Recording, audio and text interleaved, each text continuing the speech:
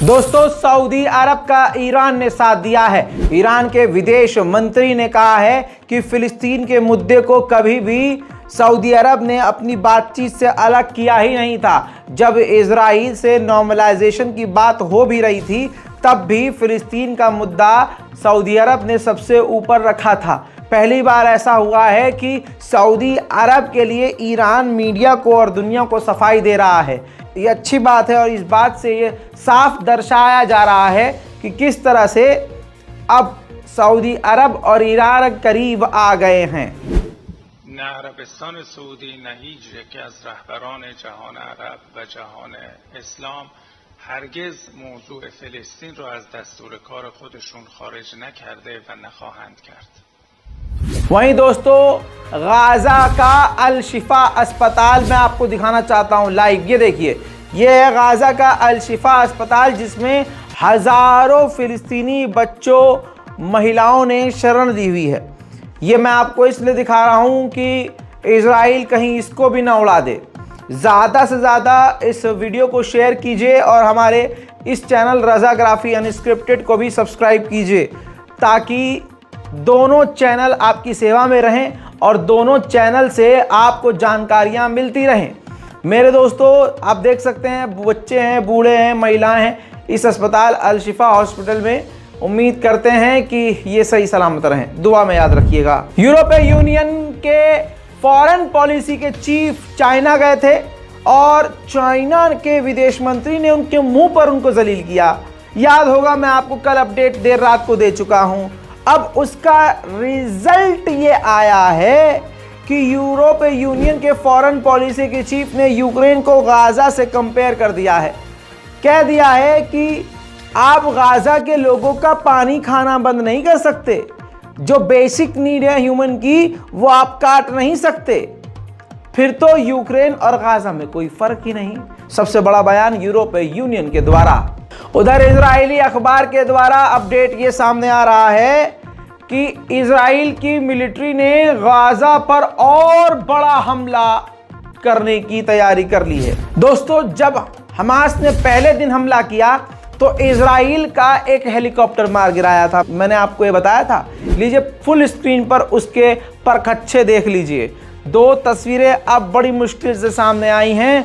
बताना ये चाहूँगा कि ये वही हेलीकॉप्टर है जो टुकड़े टुकड़े जलकर राख हो गया है, बिखरा हुआ है। ये इजराइल का ही चॉपर है, इजराइल का फाइटर हेलीकॉप्टर है, जिसमें 50 सैनिक सवार थे इजराइल के। लेकिन इजराइल अभी भी छुपा रहा है कि वो सैनिक जिंदा हैं या निमट गए हैं। वहीं इजराइल की डिफेंस फोर्सेस के हाथों 8 से 10 पत्रकार कम से कम मारे गए हैं गाजा में। तो इजराइल की डिफेंस फोर्सेस ने कहा है कि हम माफ़ी चाहते हैं कि हमारे हमलों में पत्रकार मारे गए, हमारा निशाना पत्रकार नहीं थे। दोस्तों, बड़े बड़े ताकत, बड़े बड़े दुनिया के देश किस तरह से फिलिस्तीन को अब दबा रहे हैं, किस चीज़ से अंदाज़ा लगा लीजिए। ये फिलिस्तीनी राइटर हैं, ऑथर हैं, इन्होंने किताब लिखी और आपको पहले बता दूं कि ये काफ़ी फेमस हैं और काफ़ी ज़्यादा इनको अवार्ड मिल चुके हैं। अदानिया शिबली नाम की ये महिला जो हैं, ये फ़िलिस्तीनी है और इन्होंने एक किताब लिखी, एक कहानी लिखी जो 1949 की है, जिसमें उन्होंने बताया कि किस तरह से इजराइल के सैनिकों ने महिलाओं का, फ़िलिस्तीनी लड़कियों का बलात्कार किया था और जर्मनी में इनको जो है अवार्ड मिलने वाला था। जी हाँ, जर्मनी में इनको नोबेल प्राइज़ मिलने वाला था, लेकिन हालात को देखकर जर्मनी ने इनके अवार्ड को ही कैंसिल कर दिया।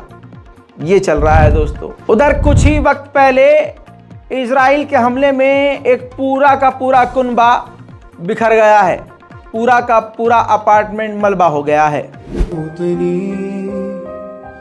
अल जलाल वल जमाल वस्सनाअ वल बहा फी रुबा वल हयात वन नजात वल हना वर रजा फी हवाक फी हवा हल अराक سالما سالما منعما وغانما مكرما سالما منعما وغانما مكرما هل أراك في علاك تبلغ السماك تبلغ. अब जो दुनिया वालों से मैं कह रहा हूं वो एक बच्चा भी गाजा का कह रहा है। इजराइल के एयर स्ट्राइक में उसने माँ बाप भाई बहन दादा दादी बड़ी बहन और तमाम रिश्तेदारों को खो दिया जो एक साथ एक अपार्टमेंट में एक घर के अंदर रह रहे थे। वो चीख चीख कर अरब से सवाल कर रहा है। जो गैर हैं उनको तो छोड़ ही दीजिए, अपनों से सवाल कब्र में भी किया जाएगा और दुनिया में भी किया जा रहा है। बच्चा रो के कहता है कि अरब कहाँ हैं, क्यों नहीं बोल रहे हैं मुसलमान। सुनिए।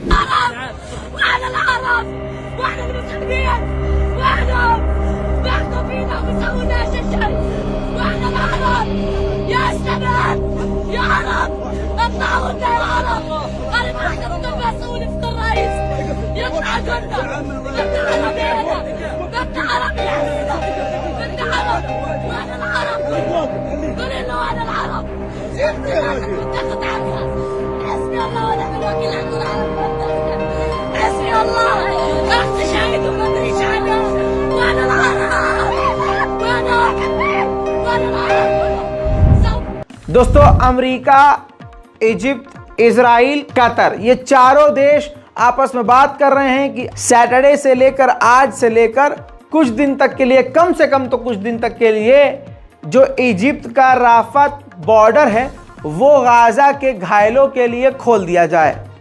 अभी तक इस पर कोई फैसला नहीं आया है। उधर दोस्तों, भारतीय वक्त के मुताबिक दोपहर 2:30 बजे के बाद इजराइल के ऊपर फिर से हमास ने रॉकेट दाग दिए हैं।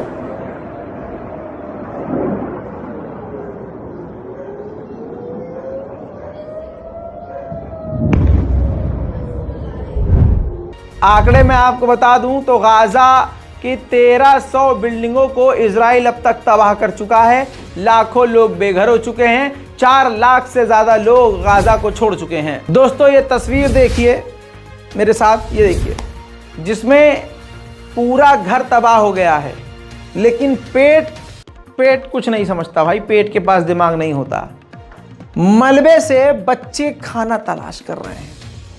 अल्लाहु अकबर, कि कुछ खाना मिल जाए।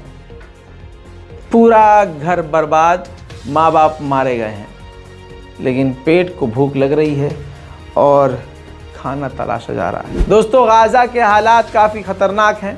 उम्मीद करते हैं कि आप हमारे इस चैनल रज़ाग्राफी अनस्क्रिप्टेड को भी सब्सक्राइब करेंगे ताकि आपको लगातार ताज़ा जानकारियाँ मिलती रहें। जय हिंद।